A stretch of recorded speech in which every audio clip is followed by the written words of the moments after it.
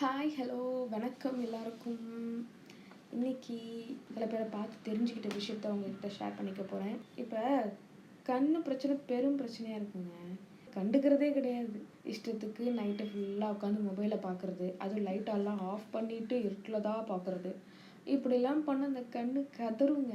கதறி ரத்த கண்ணீரே வந்துடும் போல இருக்குது கண்ணுக்கு.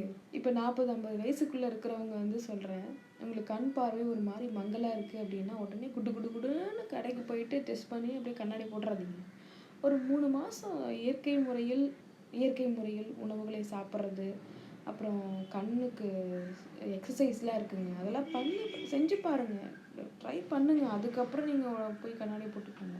உதாரணத்துக்கு காலையில் 6 மணிக்கு எழுந்திரிச்சு அந்த உதிக்கும் சூரியனை நம்ம பார்த்துக்கிட்டே இருந்தோம்னு வச்சுக்கோங்க, கண்ணுக்கு நிறைய எனர்ஜி கிடைக்கும். அது ஒன்று. கண் எக்ஸசைஸ் இருக்குது.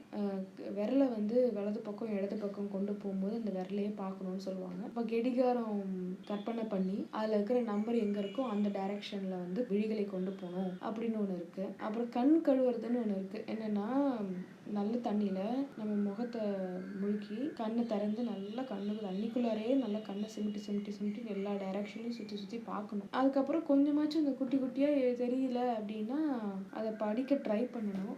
இந்த மாதிரி எல்லாம் நீங்கள் ட்ரை பண்ணி பாருங்கள் குட்டீஸ். கண்ணு தான் முக்கியம். பாய்.